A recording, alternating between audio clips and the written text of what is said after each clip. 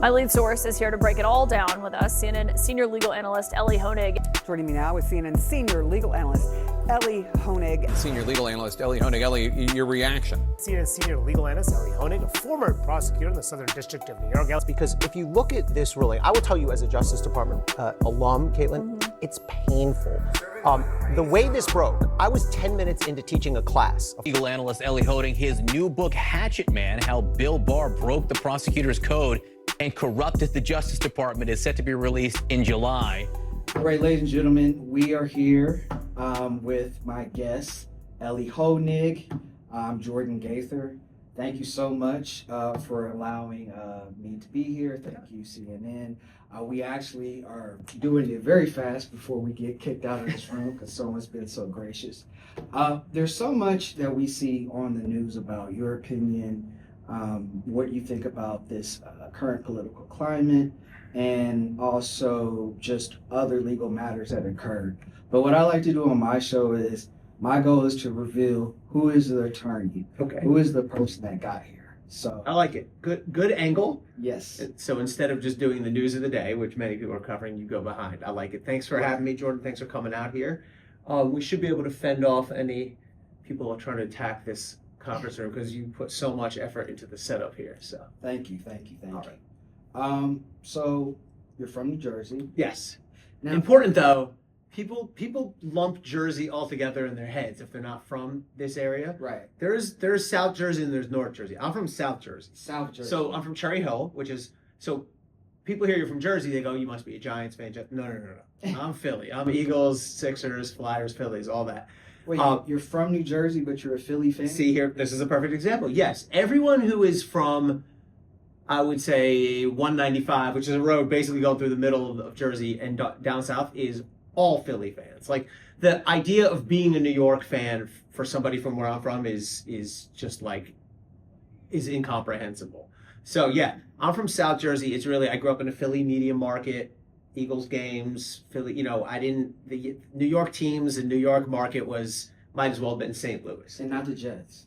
No, God, no. Because they were in New Jersey, right? Well, they play in North Jersey, right. Oh. But their fans are North Jersey, yeah. Now, what's the difference between South Jersey and North? Because you made a real There are emphasis. cultural differences. There's start off with the media market. I mean, most of the populations in the North, that's why historically our statewide elected officials have been from North Jersey. North Jersey is in New York, Connecticut. That's the tri-state area. South Jersey people are, I don't know, a little more homegrown, down to earth, in my opinion. Is that where Princeton and Rutgers? Princeton and Rutgers are right on the border. Those are in what I would consider Central Jersey. Oh, so there you go. So There's also a separate debate about, is there such thing as Central Jersey? And there definitely is. Because if you take Princeton, for example, you can't quite call it South Jersey. It's definitely not North Jersey. Where I live now, in a small town called Metuchen, it's definitely not South, and it's also not quite right to call it North. So there's all three. Okay. All right. Now, so what was your childhood like to where you got from Harvard no, you went to Rutgers first. Yes. Then Harvard. Right. And then you were at a small firm, I believe, in D.C. for a bit. Not a small firm. I'm sorry, not a small. Covington's a big firm, yeah, international. I meant for a small time. Yes. You spent a small time, and then you spent a majority of your time as an AUSA for a little bit. So I'll give you the quick bio. I grew up in Cherry Hill, New Jersey. Mom, dad. My dad's a lawyer. He's retired now. Oldest three boys. My dad went to Rutgers, as did I, and my middle brother, and my little brother, and our uncle, and other neighbors and friends. Great state school for us. I teach there now, and I teach undergrads, which is awesome and satisfying and fun. After Rutgers, I went to Harvard Law. People sometimes say, did you want to be a lawyer because of your dad? And the answer is no. I knew what it really meant because of my dad. I knew that being a lawyer was not the glamour that you see on TV. I know it wasn't feel good men. I knew it was, some of it is. What's that? Suits. Yeah, right. I knew that being a lawyer really is about just a grind. And because I saw my dad doing it, and I learned to understand and respect that. Went to Harvard Law, which was a great experience. It's a little, I don't know, nerve-wracking, I guess. If you're, all I'd ever gone to is public school. I went to public elementary, high school, whatever. Rutgers is state school. And I was sort of in the back of my head wondering, am I going to be able to match up here? I'm going, oh my gosh, venerated Harvard Law. And it was fine. I was ready. Rutgers did a good job of educating me and getting me ready. And then I spent 3.5 years at a law firm, Covington and Burling, which is one of the big... A huge firm. Huge firm. It's not even so much about the size. It's just a very well-known, prestigious, I guess you could say. I mean, I know a lot of law students now trying to get in. In fact, they moved into this building here in New York, their New York branch. So I went and had lunch with a few of my colleagues the other day. And then I was a prosecutor for 14 years after that, federal and state. Okay. Now, that's what I was a little bit interested in. Okay. In that you put away some people. Yeah. And I asked you, how did you survive? How did you feel about that RICO case where it's about 100? Well, okay, so I spent about 8.5 years as a federal prosecutor at the Southern District, New York, part of the Justice Department, and then 5.5 years running the criminal division at the New Jersey Attorney General's office. While I was at the Justice Department here in New York, I spent 6 of the 8 years in the organized crime unit. Eventually became the co-chief of the organized crime unit. I did a bunch of big takedowns, 20, 25, 30. I think the one you're thinking of was when the Attorney General at the time, Eric Holder, came out to New York to announce, it was actually a whole series of cases that added up to over 100 defendants. Mine was, 28, 25 defendants. I think it was like the Gambino. Well, that case would have been a Gambino case. Okay. So there's 5 mob families. I primarily did my cases against the Gambino and the Genovese families, 2 of the 5. And I did all sorts of large takedowns, cases against bosses, underbosses, captains, murder cases, RICO, extortion, you name it. I spent 6 years doing. If you've seen Sopranos, if you've seen Goodfellas, kind of like that, but real. Oh, wow. Yeah. Were you ever nervous? Was it intimidating? Not the mob aspect of it. I mean, it's nerve-wracking being a federal prosecutor. It's nerve-wracking standing up in federal court and giving an argument to a judge who's asking you tough questions. It's nerve-wracking standing in front of a jury who's going to decide the outcome of the case. I was never intimidated by the fact that they were mobsters. I was never threatened with anything. And, part of their code in the mob is not to mess with cops, judges, or prosecutors because there's no benefit in that for them, right? All they're going to do, if God forbid, if they ever did anything to, let's say, me, it would just cause all holy hell to rain down on them, and they wouldn't make any. The rule's not like if you get rid of the prosecutor, the case goes away, right? The deal is if you do something to the prosecutor, the entire FBI is going to be after you. And also, I never made it personal with these guys. I tried to respect my defendants, whether they were drug traffickers or gun defenders or armed robbers or mob guys or what have you, public officials in some instances. There was some prosecutors who really wanted to scowl at their defendants, right? Really wanted to, how dare you? That wasn't really my style. It was just business for me. And I got really good at flipping guys, convincing mobsters to cooperate with us, which is a really hard thing to do, right? Because they have to uproot their whole lives. They could become the target of violence. And I wouldn't do that by threatening them or scaring them. I'm not going to scare some gangster. I would do it by just calmly explaining their predicament and what happens if they go to trial and what happens if they're convicted, and that I'm confident in my case and I'm happy to take them to trial if they like. But if not, cooperate and here's the benefits and whatever. I always thought it was more effective to do things in a just business manner, and I think it resonated more strongly with them. So, no, the thing you're always most afraid of is just some nutty guy from not even necessarily the mob, but there's people who you prosecute who are unhinged, and that you worry about. But luckily, it's very, very exceedingly rare for a prosecutor to be targeted by a defendant. Sadly, we've seen a few judges and other politicians targeted, which is horrific. But it's been a long time since a prosecutor was targeted for something. So it would seem like it's more so the precedent that's set if you lose the case, because now it's almost like a domino effect. Would you say? Well, maybe. I mean, look, it's inherently nerve-wracking to get up in any environment and talk to a live group of people, right? You've seen the data. It's people's number one fear. I mean, you never want to lose a case primarily because if you've charged a case, you believe it's a righteous case. You believe the person who committed the offense. It's not so much precedent. I mean, you don't want to get in the habit of losing cases, but if a guy is found not guilty in one case, it doesn't mean the next guy gets found not guilty. You know, each case stands on its own. But yeah, you definitely you build a reputation, especially in the mob world. They all talk. They know who the prosecutors are. They know who the agents are. And you don't want to be seen as someone who brings shaky cases. You want to be seen as someone who brings cases that are locked in and that if you're charged, you're probably screwed unless you cooperate. So yeah. Yeah, I guess I was using it loosely as if you were to lose, it kind of takes a little steam when you're like, hey, this is what's going to happen. Yeah. When they're like, oh, well, I think that's right. Beat. Yeah, I think if they knew that you had lost your last 3 trials or something, I think they'd be less likely to flip. Yeah. Yeah. So now your wife was also at AUSA for a little bit too as well. Yeah, for 20 years. And you have kids? I have kids, yep. They're 20 and 18. What that had to be tough.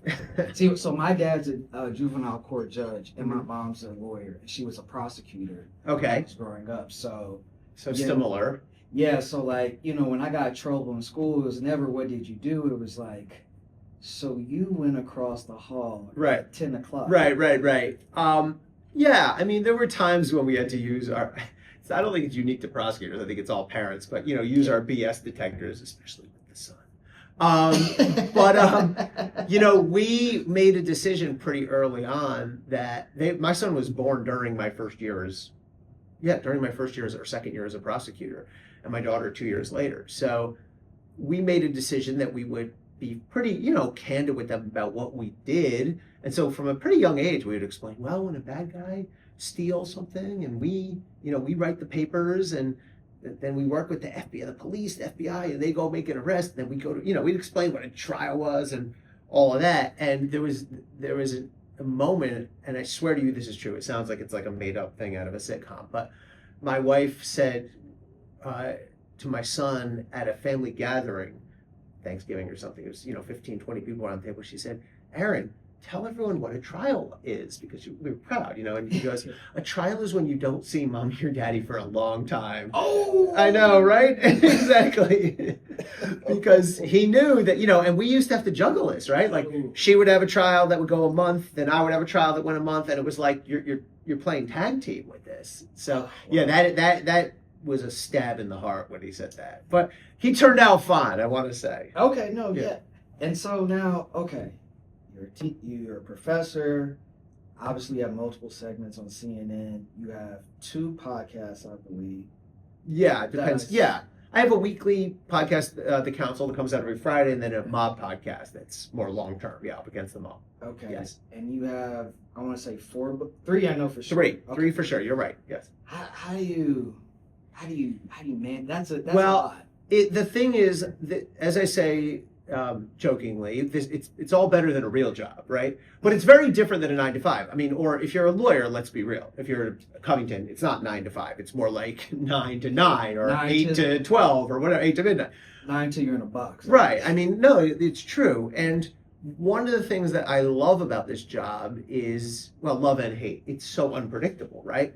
I mean, there's times when something's coming. There's times when something might come, and there's times when I'll give you some example, you have no idea something's coming, it just hits out of the blue. So earlier today, we knew the U.S. Supreme Court was issuing opinions at 10 a.m. And what they do is they drop opinions every 5 minutes. And we know that there's a big one we're all waiting for, the tariff decision. So they had me ready and refresh. Okay, there's the first one. Nope. There's the second one. Nope. There's the third one. Nope. Okay, doesn't come. But, they said we're going to pivot you over to, there's some ICE issues out there. And so I pivoted over and did a segment on that. So there's days when you think something might be coming, but it doesn't. There's days where you're scheduled and they just don't need you. There could be days when you're scheduled to do 5 shows, but a hurricane hits Florida and all your shows are going to be canceled. There's also the opposite. I'll give you a very recent example. The Saturday morning after New Year's, I think it was January 3rd, my phone rang at 7:15 a.m. Usually I'm wide awake by 7:15, but this was like after a week off, And it was Saturday morning, a holiday weekend. And they said, how quick can you get in front of the camera? I have a camera set up in my house. And I said, why? And they said, Nicolas Maduro has been arrested. I said, oh, God, the former president of Venezuela. Yeah. And I just, jumped in the shower and threw on a tie and was on all day.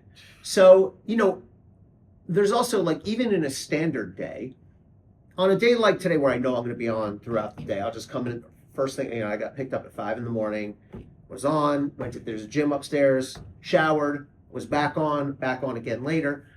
But there's a lot of days where I will do morning stuff from my house. Then midday, I'll teach my class if it's a teaching day, or I'll do a talk, or I'll do a podcast, or I'll write my column, or work on a book. And then usually I will come in at night.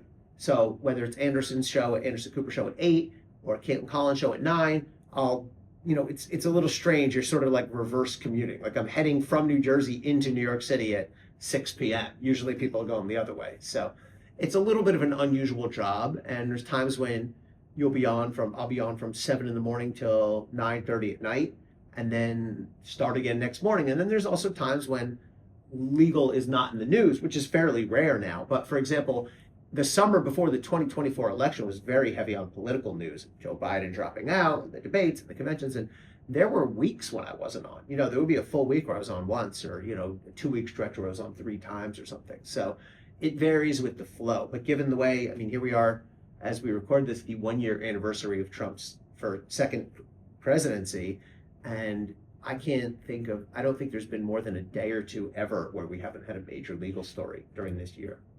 Yeah, you mentioned, was I familiar with some of the people on CNN? And I wasn't, because I found it very difficult to watch, because I'm like, man, the amount of work that is being discussed because of different presidential matters, how laws have affected, it's just so much like, and I've been thinking, man, if I was in law school, my common law class, the book would be closed. I'm like, what? Right. What? Well, so a couple main points. Number one, you are right that a lot has changed in the last year. A lot of things that we took as a given have now been changed, especially about executive power. But number two is, it's really helpful. This is one of the key things that I try to keep in mind when I'm on air. The audience does not live this stuff like we do. So you can't just casually go, oh, this is the such and such case. You have to take a second and step back and go, okay, this is the case involving this part, right? Like, so let me think of an example. CRAC. What's that? Conclusion, rule application. I guess. Yeah. But I'll give you an example. Trump was indicted. Trump was facing 4 indictments at once, right? And so you couldn't just hop into your analysis. It's always a good idea to take 20 seconds and go, now this is the federal case against Donald Trump for holding classified documents at Mar-a-Lago.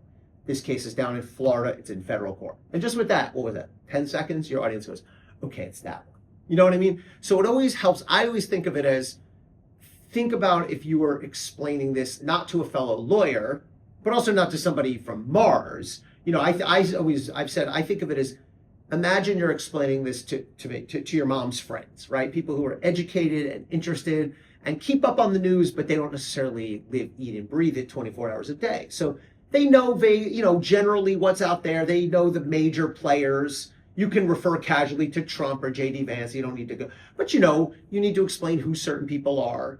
And so that's how I try to calibrate my remarks to an educated, smart, interested audience, but also not to an audience that is on their phones tracking news 24/7. Right. Now, you mentioned something earlier, because I wanted to explain the significance of this, because I think we know, but the rest of the audience doesn't know. You mentioned you have to read an opinion, refresh it, read an opinion, and that's a lot, because opinions can be long. Right. To read that and then get ready. So there is an art. So one thing I learned is never go on air until you're ready, right? So you always have the right, if something just dropped, an indictment, an opinion, you can tell them, hang on, don't come to me yet, I'll tell you when. I need, and then I go to look at it. Okay, now.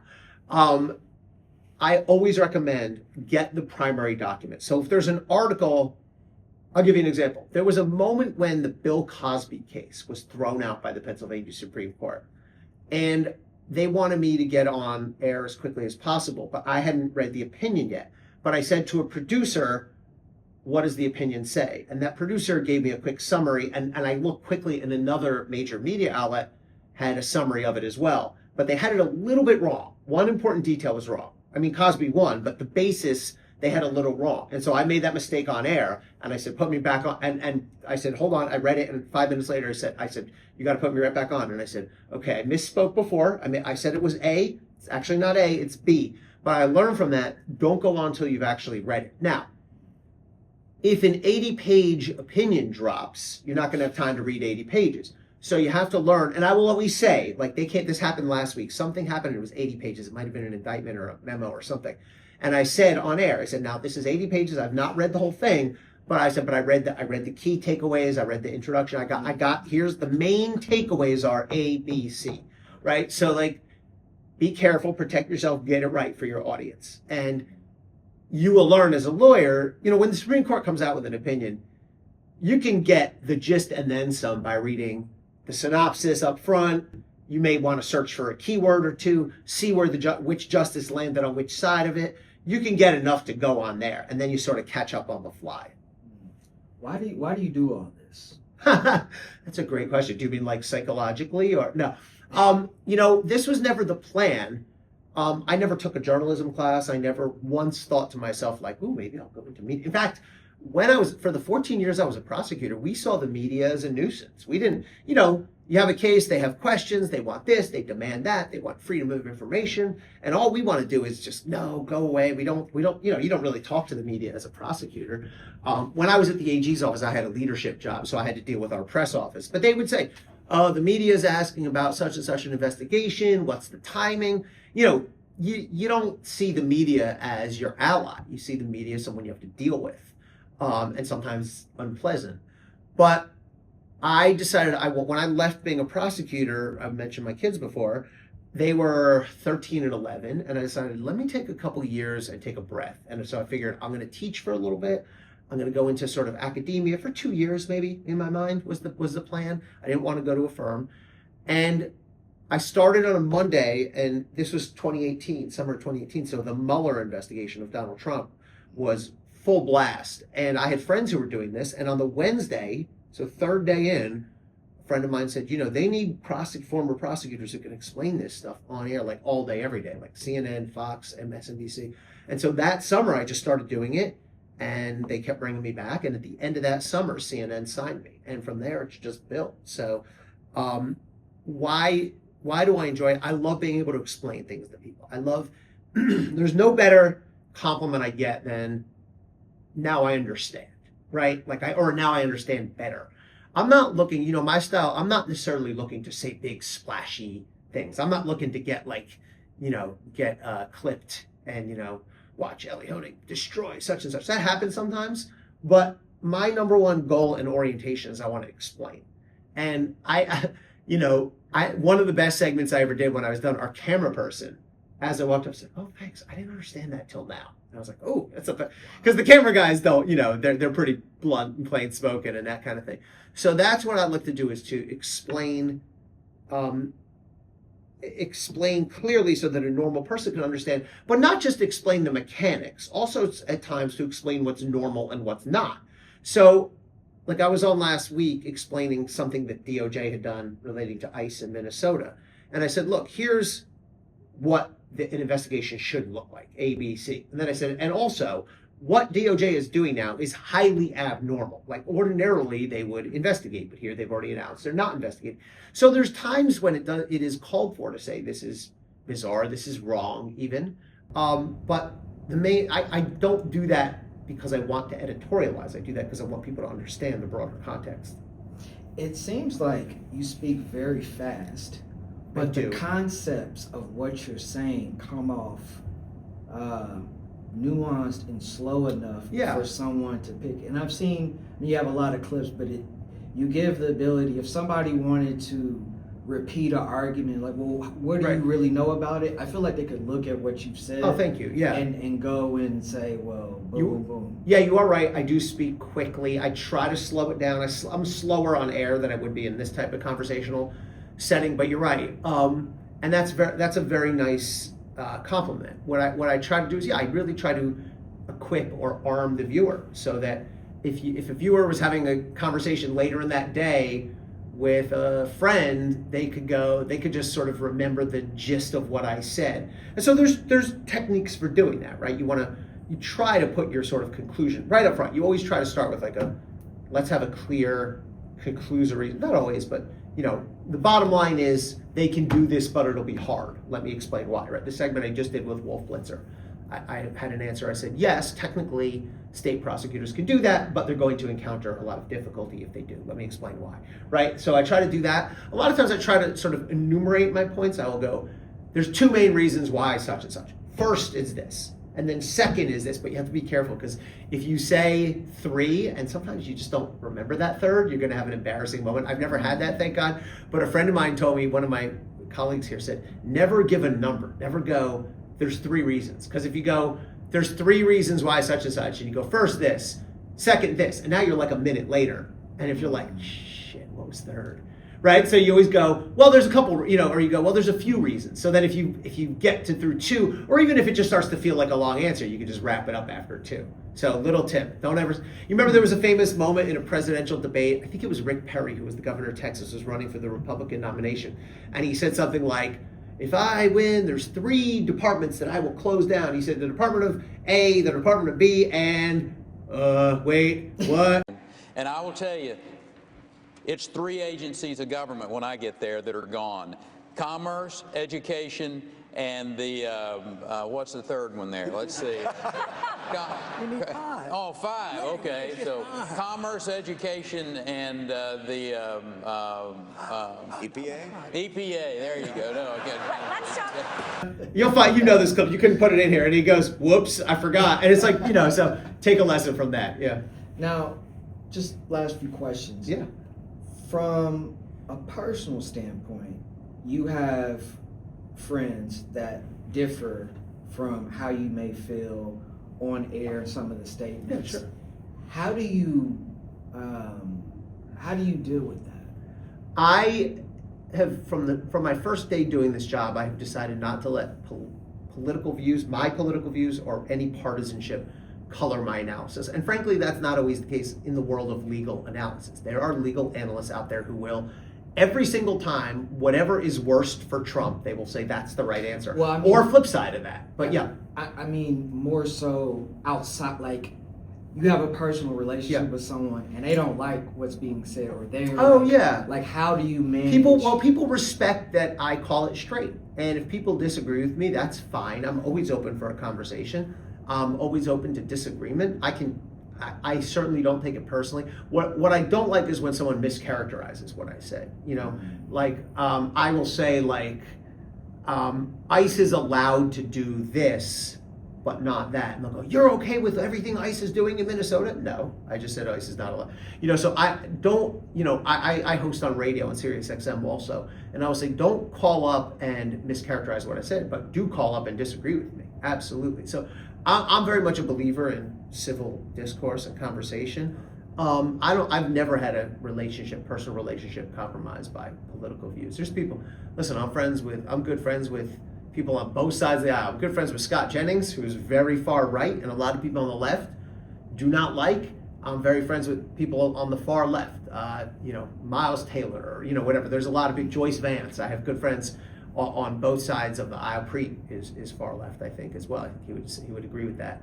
So it doesn't impact my friendships. I have friends all over the spectrum, and I like that because you hear different points of view. It is, look, when you live in New York City and New Jersey and DC, you will be mathematically surrounded by far more people who are liberal and far more people who voted against Trump, if you just look at the numbers, than you would be if you lived in Kansas or Missouri, right?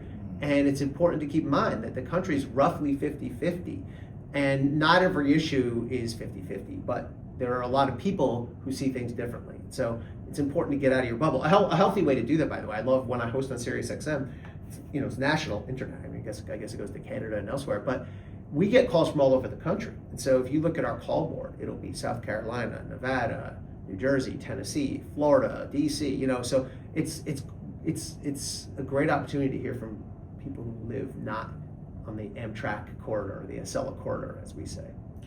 So it would seem like those different opinions maybe make it a little bit easier for you to pinpoint resources for how to prove yourself right. Well, yeah, I don't look for different political views in informing my view, but I look at other people, experts who I respect, right? So sometimes, I mean, I have a bunch of different text chains where we will kick it around. I'll go, what do you guys think of, people I respect. I'll say, what do you think of this? Am I crazy if I look at it like this? There's really good resources out there. There's, there are some Substacks that are really helpful. There's some, newsletter type things. There's one called Executive Functions that has people from the left and right, I think, engaging in really smart, high-level interaction. There's Original Jurisdiction, which is a great Supreme Court page. There's One First by Steve Vladeck. There's people who I would really, it doesn't always mean I'm going to agree with them, but sometimes I want to check myself. I go, am I nuts if oh yeah, okay, good. Someone else sees it that way. Or sometimes I'll miss something. I'll miss a nuance and I'll go, ooh, that's a good point. So, you have to immerse yourself in this world. I'm reading all the time. I'm listening to podcasts all the time. I'm having just conversations with people all the time to help sort of inform and shape my own views. My last question. Okay. How do you manage personally? How did you manage having a relationship, kids, in the midst of with all this work that I do? Yes.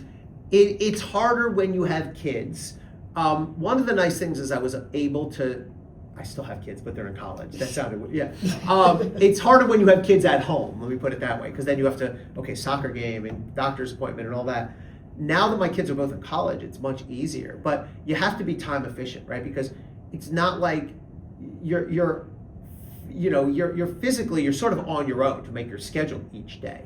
And so if I have a 4-hour gap in a day, if I'm on at 2 and then 6 p.m., I could just choose to goof around and scroll Twitter and whatever. But especially when you have a book, when you're writing a book, you got to force yourself to make some use of that time. So it's a balancing act, but the flip side of that is you have to be able to relax too, right? Like I always have something I could be doing. I could always be working on next week's column or working on a pitch for something, but you'll make yourself crazy. You have to be able to say, okay, it's a quiet Saturday and I'm not on air, and it's okay if I take the day off. It's okay if I don't work on next week's piece or I don't do it, work on a chapter of my book.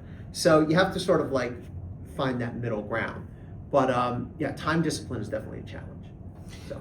Well, Elie, we were able to make it without being No, he didn't come back. Yeah. Yeah, I saw some people going by. He was very, very kind to yield this room deal. Yes, as they say in Game of Thrones, bend the knee.